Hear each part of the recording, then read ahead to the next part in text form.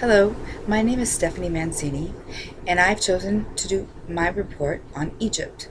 The reason why I decided Egypt was because I've always been intrigued by their rich history, their pyramids, their intelligence for the time period that they were in.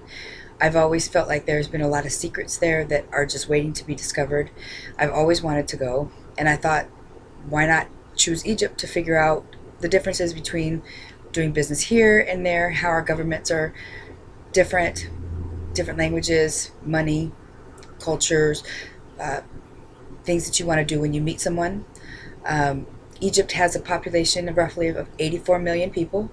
Cairo is the largest city as well as the capital. Arabic is the language which they speak, but there are several different dialects throughout the country. Most Egyptians speak more than one language, averaging at about four. It's highly recommended that you get a business translator or a guide if you have to do business in Egypt. They prefer to do it in Arabic.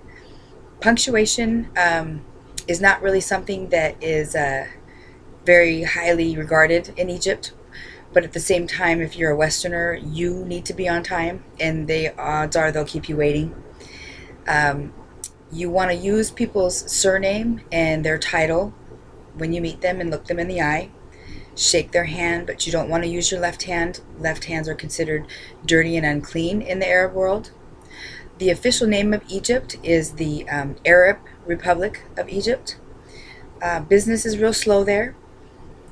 They will take their time. They like to negotiate, and they want thorough presentations. So you need to have facts and things to back up the facts and be ready to plead your argument. They do not like high pressure tactics when bargaining, but they are very good at it. Most times the Egyptian is going to come out on top.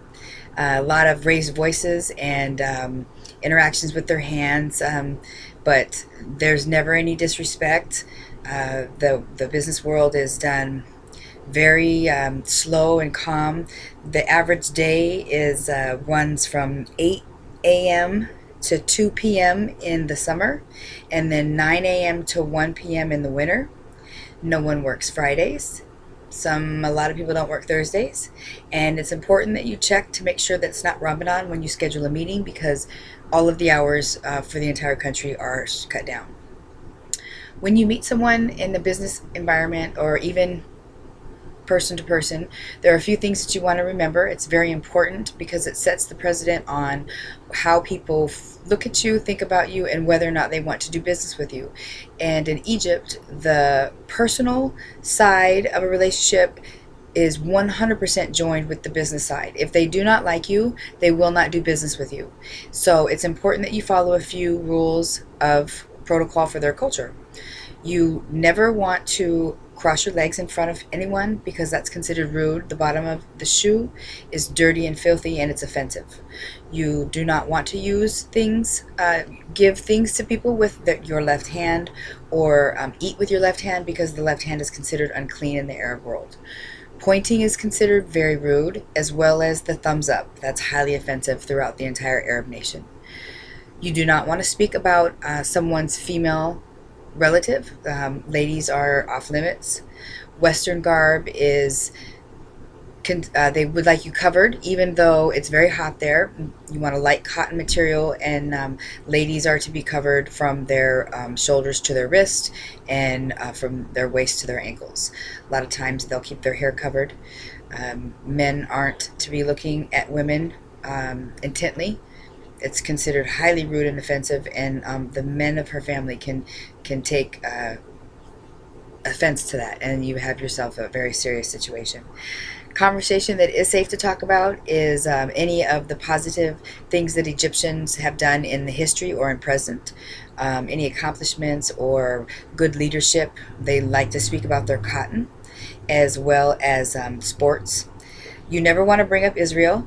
That's very, very not diplomatic topic, I should say. It brings up a lot of hostile feelings.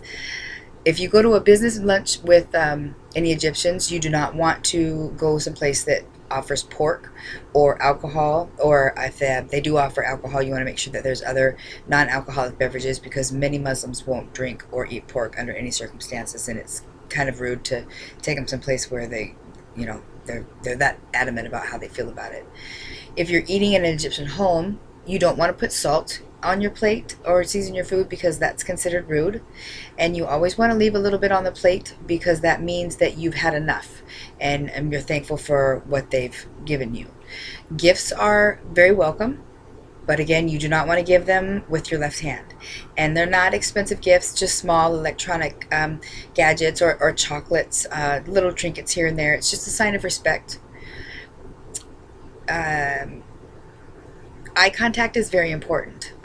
They feel like if you can't look at them in the face, they can't trust you, and they won't do business with you. They'll blackball you very quickly if you're a Westerner. And right now, currently, it is not really safe to travel.